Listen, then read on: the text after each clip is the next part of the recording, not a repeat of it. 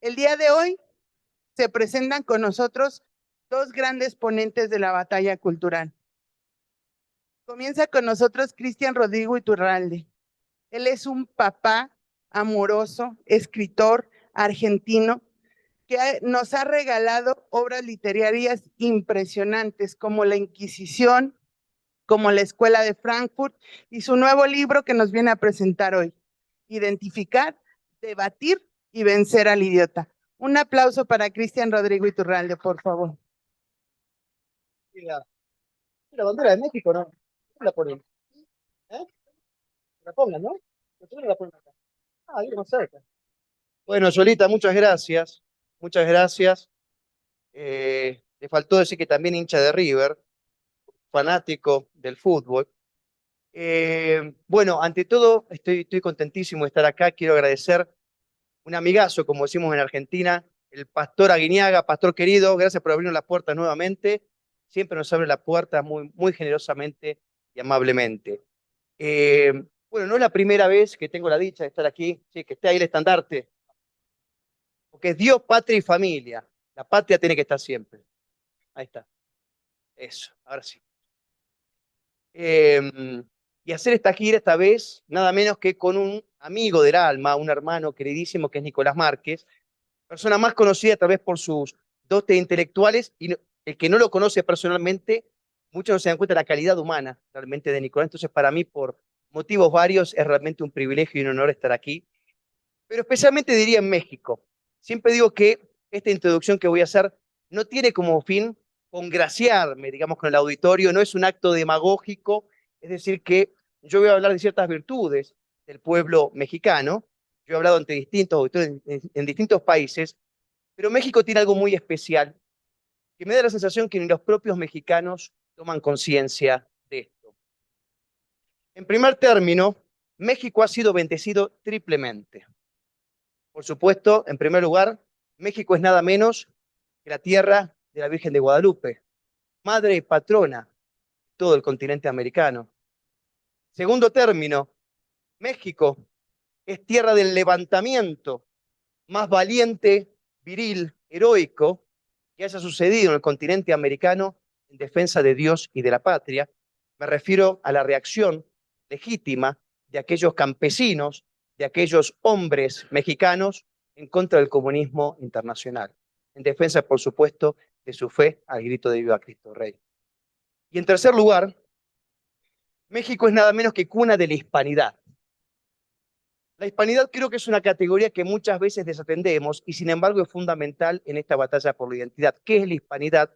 En pocas palabras podríamos decir que es este espacio o categoría espiritual y cultural que nos une a todos los americanos en lo sustancial.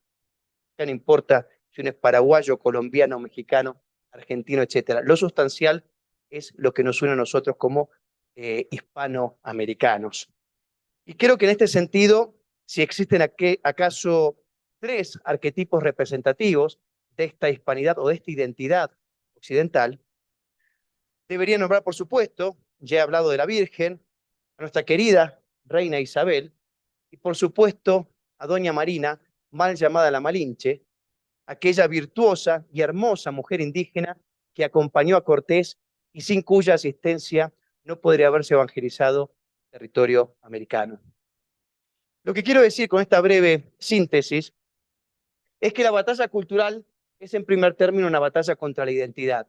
Fíjense ustedes que, sin excepción, todos los ataques o embestidas contra la civilización occidental se dirigen en primer término contra Dios, contra la patria y contra la familia. Estos son los elementos sustanciales de nuestra identidad. Está bien. ¿Por qué es importante la cuestión de la identidad? Esto no es un fenómeno nuevo. Digamos, uno puede, en este sentido, justificar empíricamente por qué la identidad es fundamental para la salubridad de cada pueblo. Les comento brevemente que hay muchos estudios muy conocidos de historiadores o fundamentalmente filósofos de la historia, que a lo que ellos se han abocado es estudiar, bueno, cuáles fueron los principios que rigieron las grandes civilizaciones históricas. Y no me refiero exclusivamente a las cristianas, sino a distintas civilizaciones que han logrado florecer en distintas geografías, tiempo, lugar, etc. Y lo que estos hombres como, si alguno después quiere, digamos, consultar estos trabajos, como Arnold Toynbee, Will Durant, Spengler, etcétera, es decir, muchos de estos autores ni siquiera son cristianos en muchos casos, pero logran detectar cuáles son los patrones comunes que tuvo cada una de estas civilizaciones disímiles entre sí a la hora de florecer. Pudieron florecer, pudieron prevalecer históricamente solo aquellas civilizaciones, pueblos, sociedades que se apegaban con uñas y dientes a su identidad, que defendían su cultura. Perdón, si atrás no se entiende, háganme señas, que a veces despego demasiado mi boca del micrófono. Es decir, que existen, en este sentido, pruebas empíricas. Si nosotros queremos rescatar a la civilización occidental y si queremos ser una sociedad exitosa, debemos indefectiblemente apegarnos y defender nuestra cultura e identidad. El caso contrario se da, por ejemplo, en todas las sociedades que decayeron, que se destruyeron. Esto sucede en el momento que la propia sociedad comienza a renegar de sus principios. Por eso dice, por ejemplo, Arnold Toynbee, que las grandes sociedades, los grandes pueblos, mueren generalmente por suicidio. Es decir, que no dependen necesariamente de una invasión extranjera, de tanques, misiles, etc. Mueren en el mismo momento que comienzan a rechazar su propia identidad. Probablemente muchos aquí hayan visto la película Apocalipto, del genial director Mel Gibson.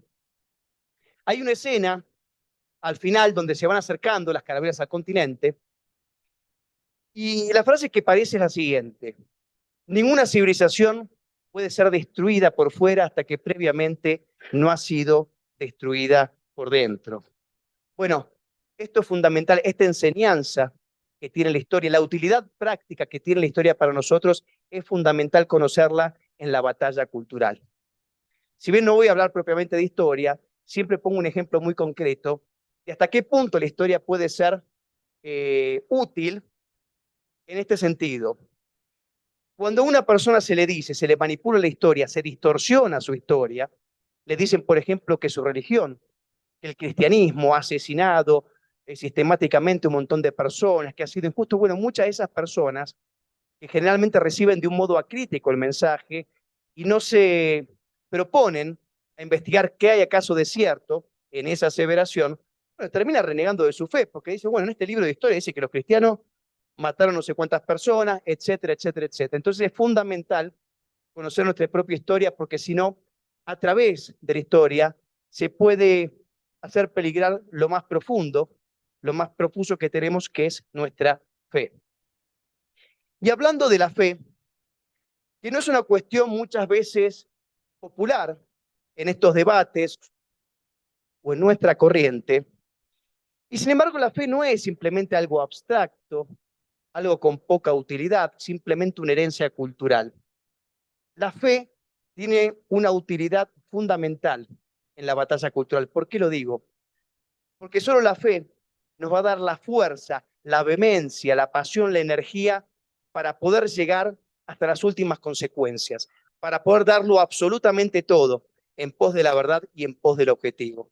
¿Por qué? Porque un hombre con fe conoce aparte que existe una patria celestial y que depende ese acceso todo lo que hagamos nosotros aquí de acuerdo a nuestras posibilidades. Es decir, la fe es fundamental. Un hombre verdaderamente con fe es imposible que pueda ser doblegado. Saben que hay un caso bastante conocido que citan incluso los propios historiadores comunistas cuando se da la Guerra Civil Española entre el 36 y el 39.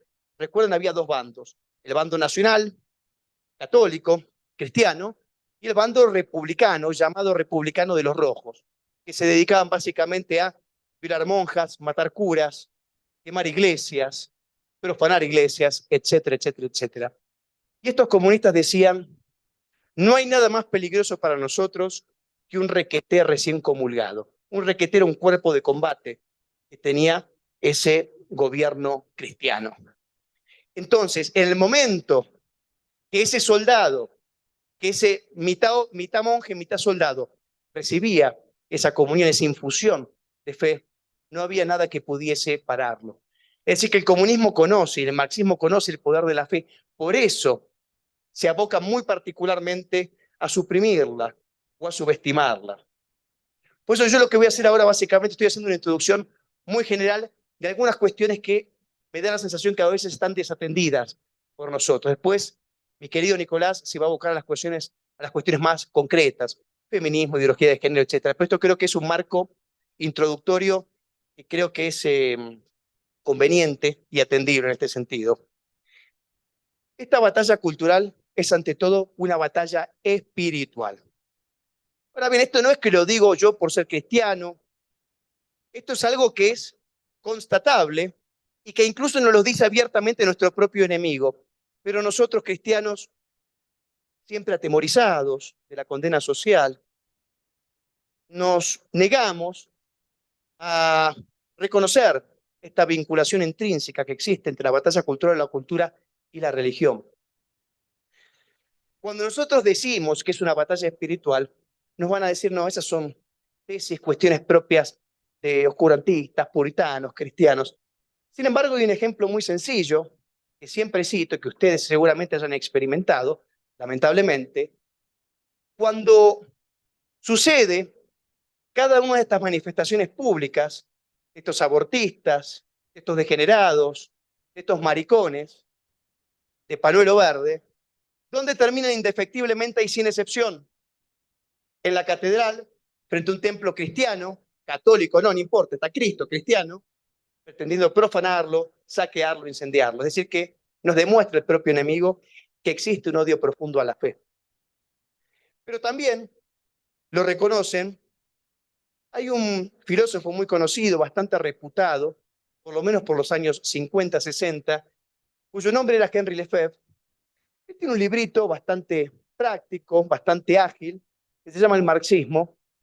Se convirtió básicamente en una suerte de manual introductorio para el marxismo, donde se mencionaban las presuntas bondades que tenía esta ideología. Y al momento de abordar y tratar, bueno, ¿cuáles son los enemigos que tenemos nosotros, los marxistas? Mencionan un único y verdadero enemigo, el cristianismo. Conoce bien el marxismo y la batalla cultural del fondo, la cuestión religiosa, pero fundamentalmente el cristianismo es el enemigo fundamental. ¿Por qué? Porque constituye con sus principios una barrera infranqueable para todos estos principios absurdos, disolventes, disruptivos. Recuerden ustedes que fue el cristianismo el que incluso históricamente enseñó a pensar, porque se tiende a vincular la ignorancia con el cristianismo. Y sin embargo, fíjense ustedes quiénes construyeron las primeras universidades. Cristianos.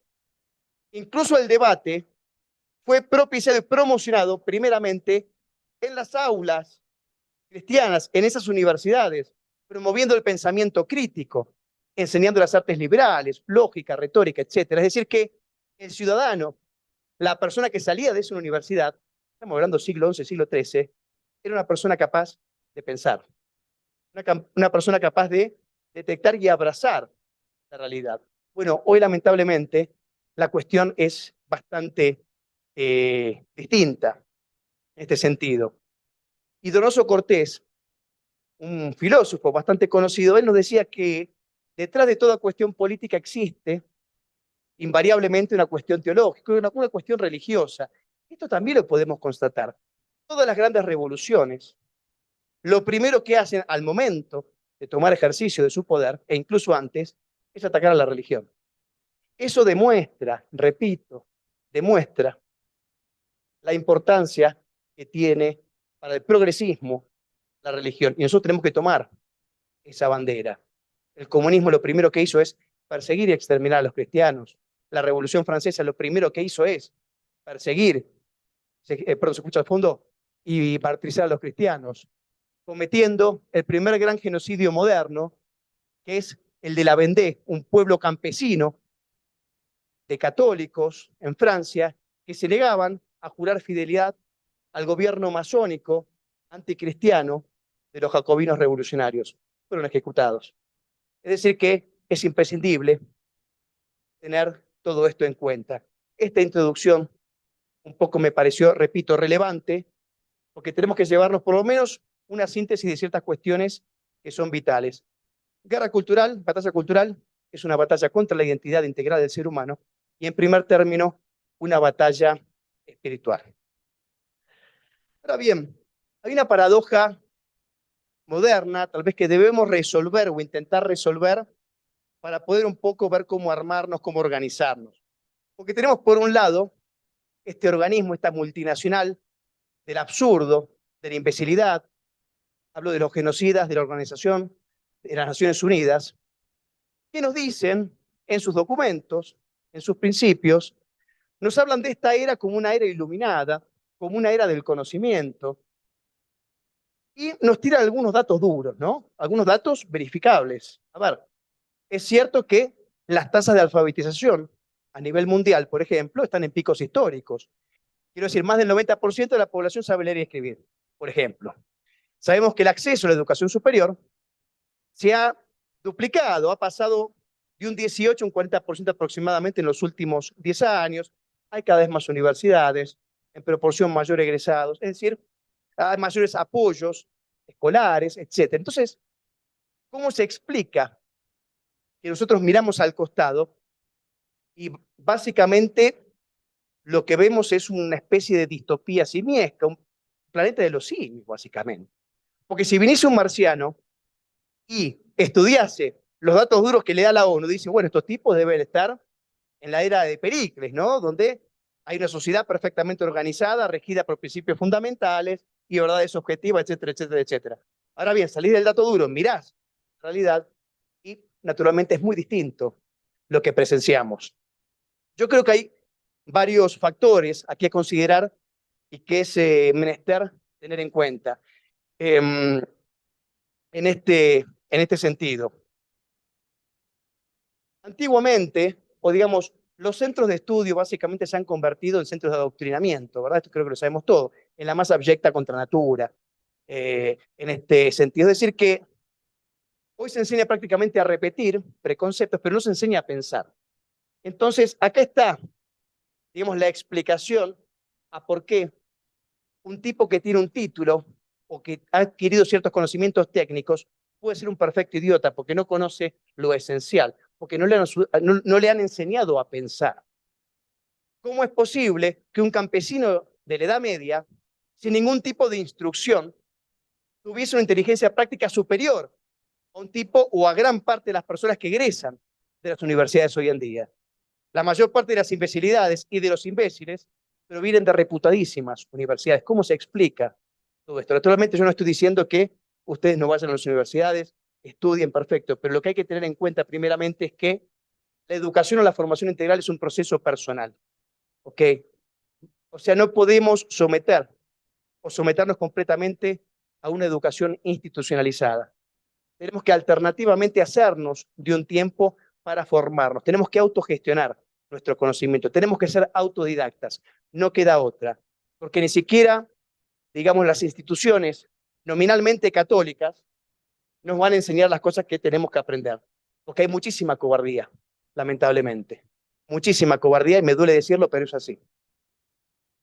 Y bueno, está bien, para pensar, a veces no es fácil hacerse del tiempo, ¿no? Porque nos demanda constantemente. A ver, la revolución digital indudablemente ha traído muchos beneficios a la calidad de vida, pero también nos ha traído muchos factores distractivos. Estos factores distractivos impiden que nos hagamos de ese tipo de calidad para poder reflexionar, porque para pensar tenemos que detenernos un momento, tenemos que reflexionar, efectivamente.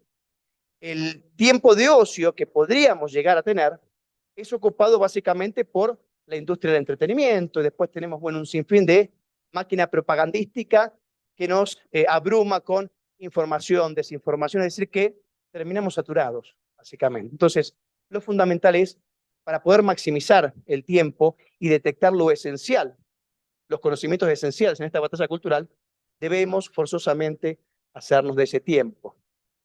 Bueno, con un gran amigo, un sacerdote amigo mío, sacerdote chileno, que pertenece a la congregación del IBE, está a cargo de la formación de los seminaristas en Roma. Y bueno, tengo una gran amistad con él, y hablando de este asunto, de que no hay tiempo para leerlo todo, evidentemente, bueno, un cura muy conocido decía, no hay tiempo para leerlo todo, lea los clásicos, ¿verdad? Indudablemente, esto es dato fundamental, no hay tiempo para todo. Entonces decíamos con el padre, ¿cómo podemos hacer para que una persona, no necesariamente que recién arranque, pero para que una persona pudiese tener en un mismo libro, en un mismo trabajo, una suerte de manual del guerrero cultural, una suerte de compendio de los principios fundamentales y las técnicas fundamentales que necesitamos para vencer en la batalla cultural? Bueno, es un proyecto indudablemente ambicioso. Dios dirá, y ustedes dirán después si lo hemos logrado. El libro se llama Identificar, Debatir y Vencer al Idiota, Principios Fundamentales y Técnicas de Debate. Está aquí disponible. Es un libro que puede asustar a muchos porque tiene, creo que 450 hojas, pero les aseguro que para compensar un poco esta dificultad, le hemos dado una segunda utilidad al libro, que es que puede ser utilizada como objeto contundente contra cualquier rojo que pretenda atacar nuestra fe. Así que a lo menos tenemos sería deseable, por supuesto, que lo lean, ¿no? Una vez que lo leyeron, bueno. Básicamente lo que planteamos para hacer, uno no puede extenderse en demasía lo que quisiese, es un libro bastante largo para sintetizar, pero voy a hablar de la idea general. Básicamente lo que sostenemos o pensamos es que hay que intentar dominar al menos razonablemente 3 elementos para vencer la batalla cultural. El conocimiento, primero, pero por conocimientos entendemos no solamente los conocimientos particulares, por ejemplo, que nos permitan, no sé, debatir lo coyuntural o debatir cuestiones, no sé, con una feminista promedio, por ejemplo. Hay cuestiones de orden universal que hay que conocer, porque para conocer lo particular hay que conocer antes el contexto o hay que conocer lo esencial.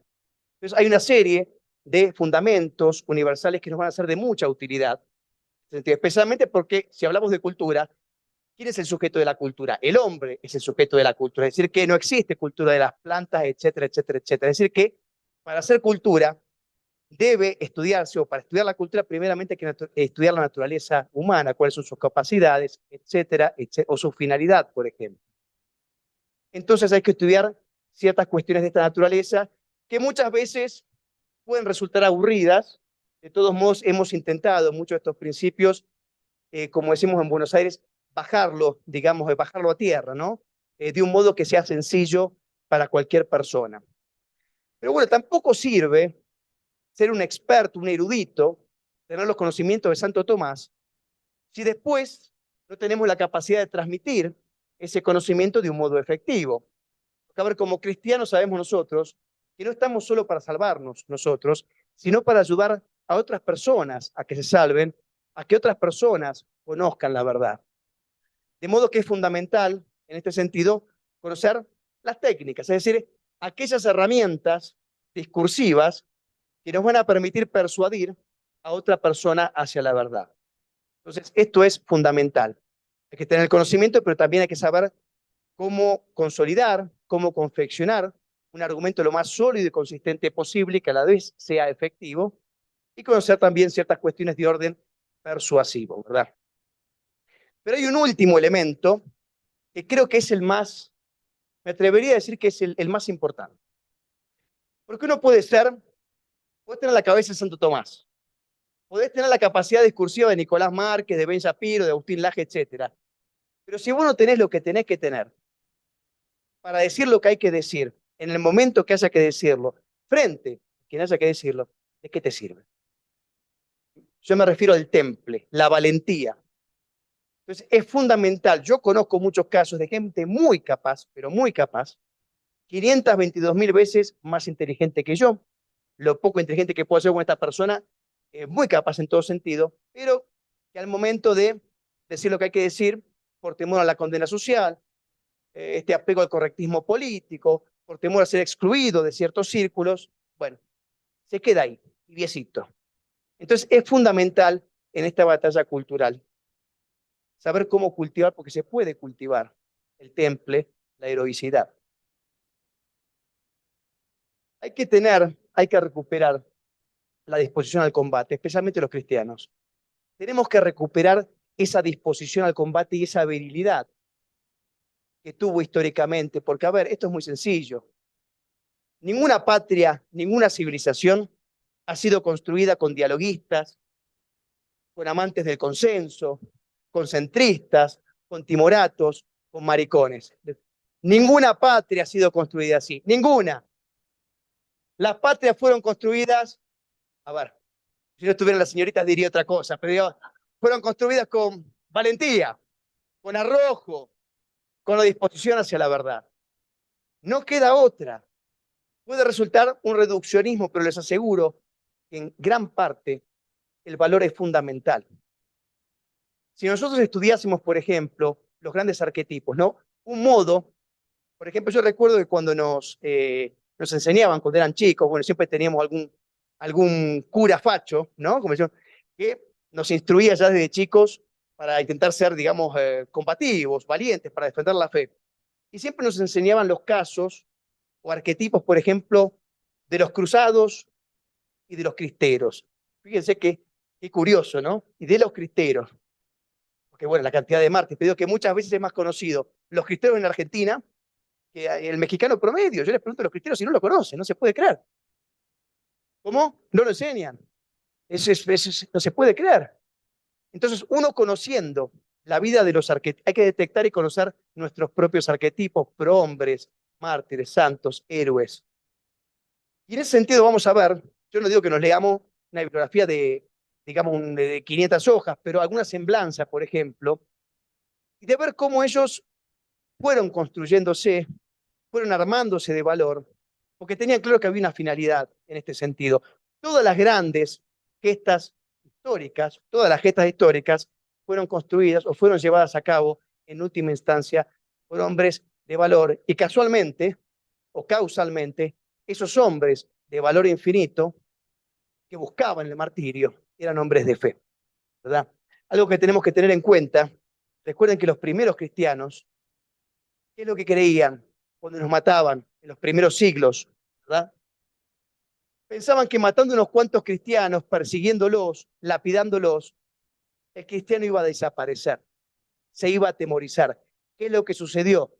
Todo lo contrario, esa sangre de mártires, esa sangre de valientes, fue lo que inspiró a otros a tomar la bandera, fue generando nuevos discípulos y el cristianismo venció.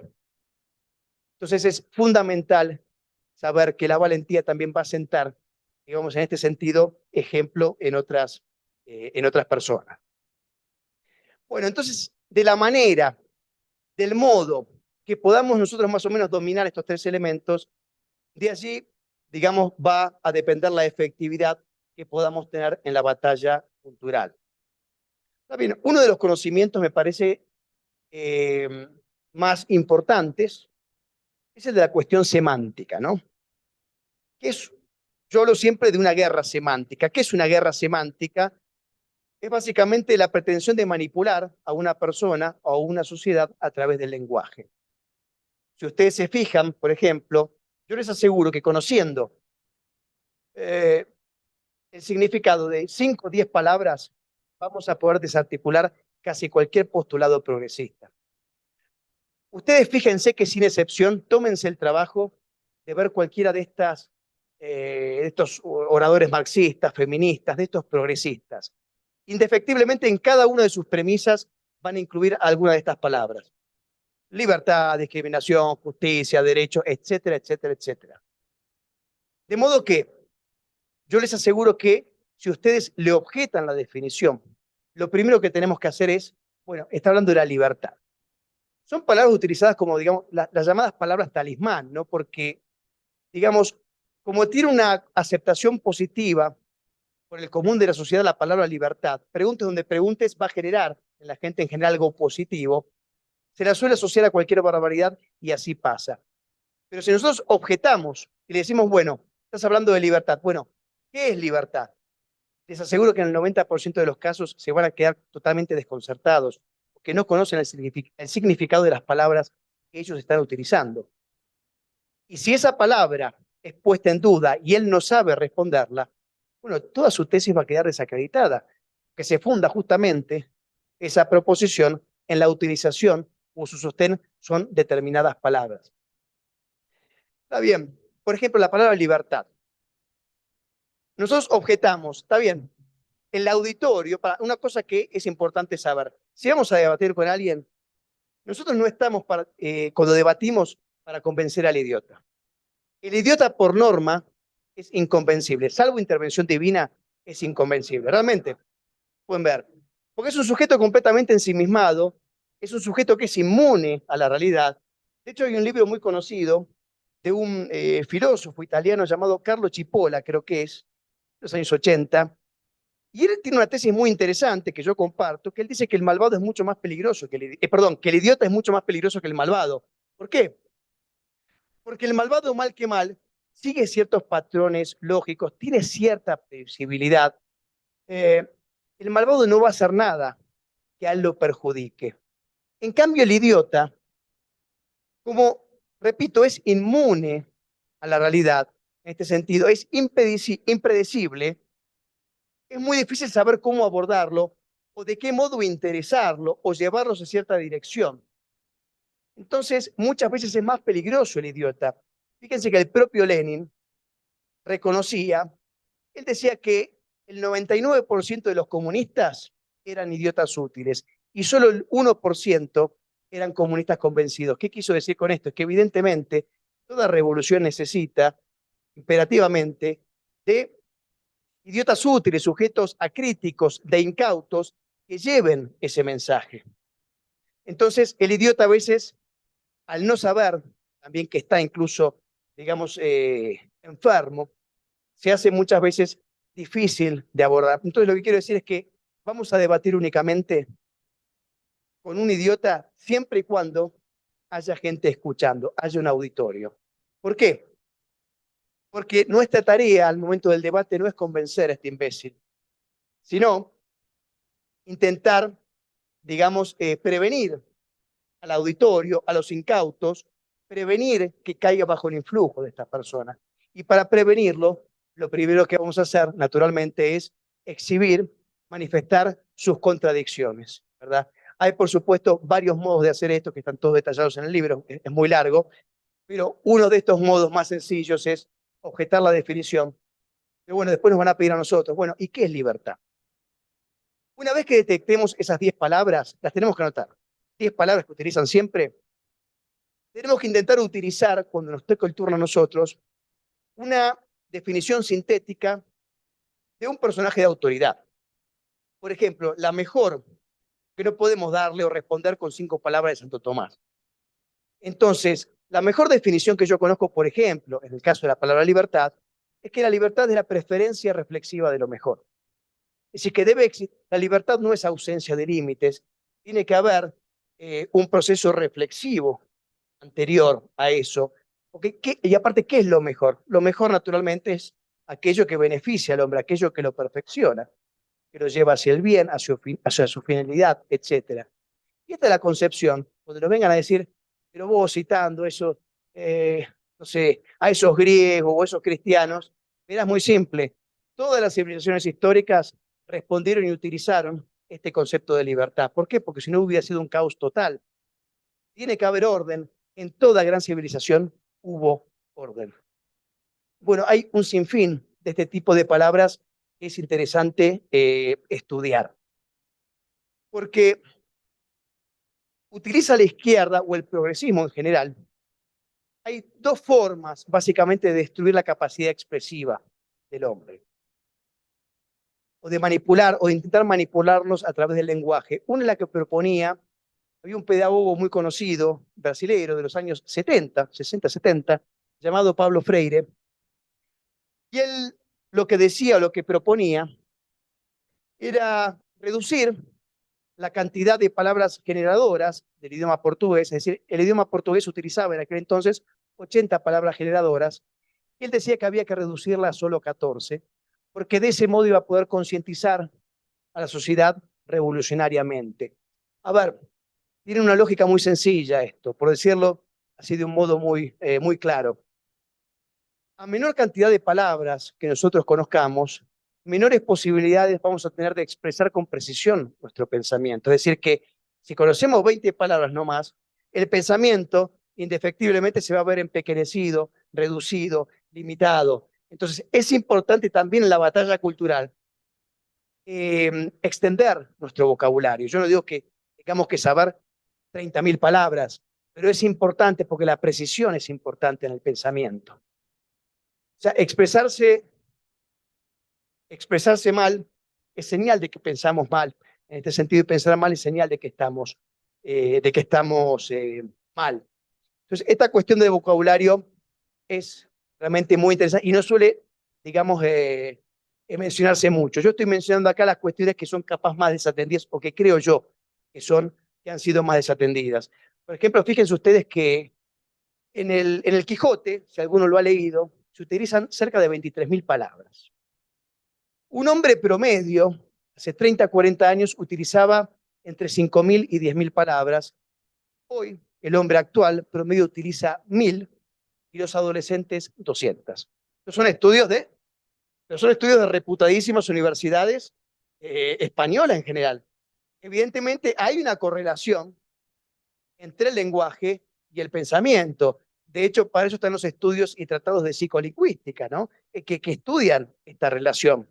Pero bueno, la otra forma de destruir esta capacidad expresiva de manipularnos es naturalmente la que he un poco adelantado anteriormente. Es agarrar una palabra, vaciarla de significado e inyectar la ideología. ¿Qué hace la izquierda? Aprovecha la carga positiva que tienen naturalmente ciertas palabras para el hombre promedio. Vos vas al campo, a cualquier lugar, libertad va a estar bien, qué sé yo, felicidad va a estar bien. Bueno, esas palabras las van a utilizar siempre, repito, porque generalmente son aceptadas sin ningún tipo de resistencia. Entonces, cualquier asociación que se haga de esas palabras con determinado postulado va a tender a ser más aceptado. Si hablamos de, la libertad, la libertad de elección de la mujer, la libertad para el aborto, ya esa palabra libertad termina generando de un modo inconsciente cierta apertura o aceptación. O sea, hay toda una cuestión en este sentido que es bastante interesante estudiar y que tengamos presente que se encuentra en el trabajo. Entonces, esta es la segunda manera de, como se dice, de manipular el lenguaje. Bueno, he dicho también que algo referimos de la cuestión de la técnica, ¿no? Y es muy necesario en este sentido saber cómo poder expresarnos, bien cómo poder ser claros. Y acá lo primero es, lo que tenemos que hacer es saber cómo poder hacer un argumento sólido y consistente. Ahora bien, para hacer premisas sólidas y consistentes, tenemos que intentar tomar o tomarnos de aquellos, digamos, de cuestiones que difícilmente puedan ser tenidas o puestas en duda. Por ejemplo, los derechos universales, de la ciencia, de la evidencia histórica, empírica. Es decir, que mientras más verdaderas sean las proposiciones, las premisas, bueno, más efectivo va a ser nuestro argumento. Pero acá hay un caso, o por lo menos es un consejo muy sencillo, que a mí me ha servido mucho, que no necesariamente un argumento sólido y consistente, podemos tener el mejor argumento, va a ser efectivo. Yo puedo fabricar, tener el mejor producto, los mejores frascos de todo México, puedo tener el mejor precio, etcétera, etcétera, etcétera. Ahora bien, si el packaging o el envoltorio de ese producto, que es objetivamente el mejor, no es atractivo, si la logística no es buena, ¿de qué sirve? De absolutamente nada. Es decir, que actualmente ese argumento sólido tiene que ser, digamos, tiene que considerar un poco las capacidades del receptor, tiene que ser llevado de un modo que sea llamativo, sí, atractivo a la persona. Les pongo un ejemplo muy claro. Yo quiero que mi hijo, por ejemplo, lea el libro de Nicolás, es autor de, entre otros trabajos, de la mejor biografía que existe del roñoso delincuente Che Guevara, ¿no? Bien, entonces, como yo sé que el Che Guevara, lamentablemente, es el polo de atracción de los idiotas de todo el mundo, especialmente jóvenes, es fundamental saber quién fue este alfenique. Bien, entonces, ¿qué quiero yo que haga? Yo le voy a decir a mi hijo, bueno, yo tengo un hijo de 2 años, o sea, me va a tocar después, voy a ver si me sirve con mi hijo, pero lo he visto en otros casos. Pero supongamos, yo lo que le diría creo que es lo siguiente. Si yo le digo, mi hijo, Álvaro, llama a mi hijo, le digo, Álvaro, lee el libro de Nicolás, porque va a ser un tipo más culto y qué sé yo, y va a ser un tipo más culto. Él me va a decir, ¿sabes qué? Todo bien, me voy a jugar al fútbol y vengo. ¿Ok? Entonces, ahí no fuimos efectivos. ¿Qué es lo que le podemos decir en cambio? Yo le diría, Álvaro, lee el libro de Nicolás porque vas a tener más temas de conversación con tus amigos. ¿Entiendes? En este ejemplo tan sencillo, burdo, se ve que es necesario adecuarnos a los intereses y a las capacidades que tiene la otra persona. Tenemos que ser capaces de adecuar nuestro argumento, de ornamentarlo de tal forma que la otra persona esté dispuesta a recibirlo.